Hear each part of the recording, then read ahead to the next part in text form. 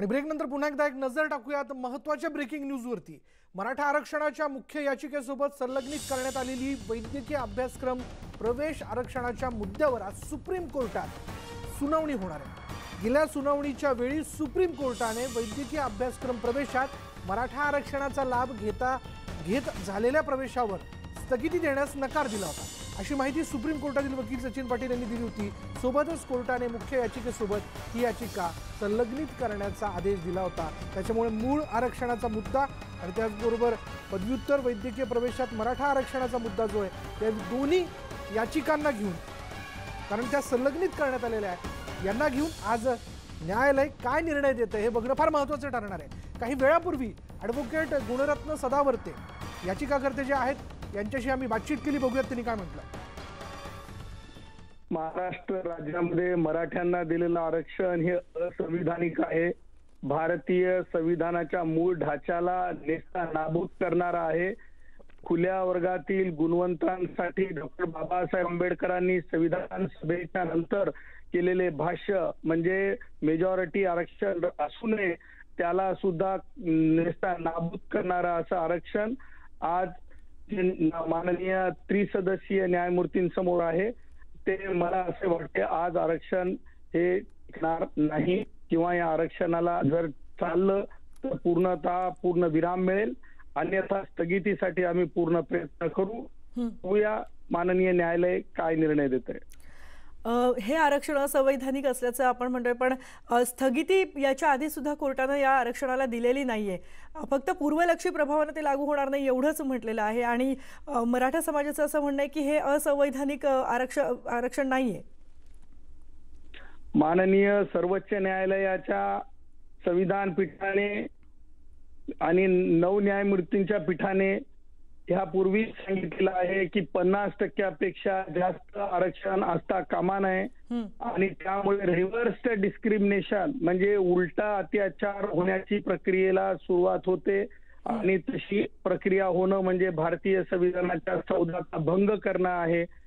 त्यासोबतच मराठ्यांच्या संबंधाने जे आरक्षण दिलं गेलं त्याबाबत एक महत्वाची बाब म्हणजे अधोरेखित होईल आणि चर्चेला येईल, ती म्हणजे कुणब्यांना आरक्षण ऑलरेडी आहे आणि कुणब्यांचं जी हे आहे लोकसंख्या आहे ती सुद्धा मराठ्यांना आरक्षण देण्यासाठी मोजल्या गेली।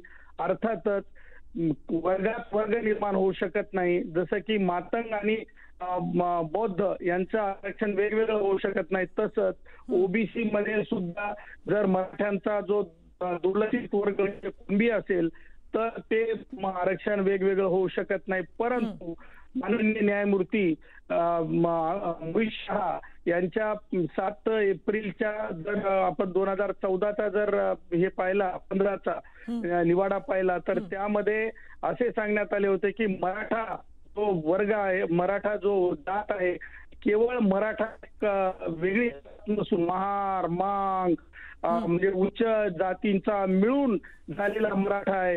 हे सुद्धा जर मराठ्यांना आता जमणार असेल, हे सगळ्या जातींचा मराठा निर्माण झालेला आहे, किंवा एक मराठा नाही, हे जर स्वतः अंतर्भूत जर न्यायालयाच्या निवाड्यातच असेल तर त्यावर सुद्धा चेन्नैया नावाची एक केस झाली होती सर्वोच्च न्यायालयाने।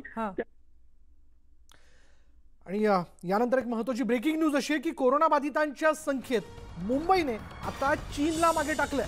मुंबईत कोरोना बाधितांची संख्या 85,724 वर गेली। चीनमध्ये कोरोना बाधितांची संख्या 85,648 इतकी होती। मुंबईकरांची चिंता आता या कोरोनामुळे वाढली आहे असं निश्चितपणे म्हणावं लागेल। मुंबईतील कोरोना बाधितांच्या संख्येने चक्क चीनला मागे टाकलंय।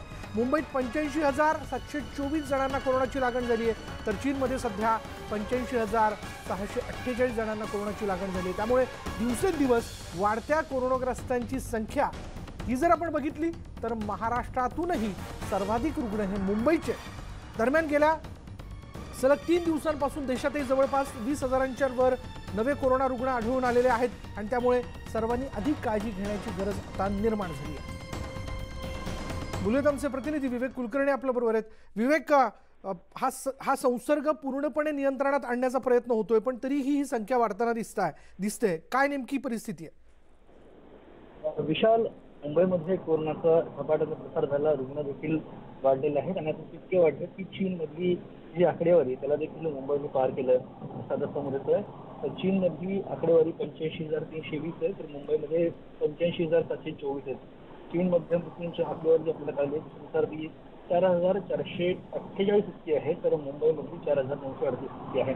त्यामुळे दोन्ही बाबतीत या चीनला मुंबईनी मागे टाकलेलं आहे असंच आपल्याला पाहायला मिळतंय. आणि खरं तर ही दुर्दैवाची बाब आहे की अशा पद्धतीने इतक्या झपाट्याने मुंबईमध्ये त्याचा संसर्ग झाला, त्याचा प्रसार झाला. मुंबईकरांच्या दृष्टीने निश्चितपणे हा आकडा आणि सध्याची परिस्थिती चिंताजनकच आहे.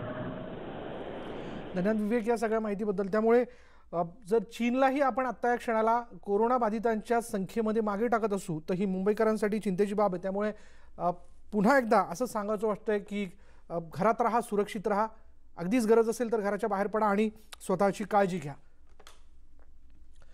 कोरोना संसर्गामुळे ज्या विद्यार्थ्यांचं शिक्षण सध्या फक्त ऑनलाईन होत आहे अशा सर्व परदेशी विद्यार्थ्यांचा व्हिसा रद्द करण्याची घोषणा अमेरिकेकडून करण्यात आलेली आहे. इमिग्रेशन आणि सीमा शुल्क अंमलबजावणीकडून यासंबंधी घोषणा करण्यात आली आहे. CNN ने यासंबंधी वृत्त दिलंय. अमेरिकेत शिक्षण घेत असलेल्या आंतरराष्ट्रीय विद्यार्थ्यांच्या विद्यापीठाने ऑनलाईन शिक्षणास सुरुवात केली असेल तर त्या विद्यार्थ्यांना देश सोडावा लागणार आहे, अन्यथा त्यांना हद्दपार केलं जाईल असं आदेशात सांगण्यात आलंय. अमेरिकेत अशा विद्यार्थ्यांना विद्यार्थी व्हिसावर राहता येणार नाहीये. यानंतर या बुलेटिनमध्ये इथेच थांबणार आहोत. पहा फक्त न्यूज 18 लोकमत.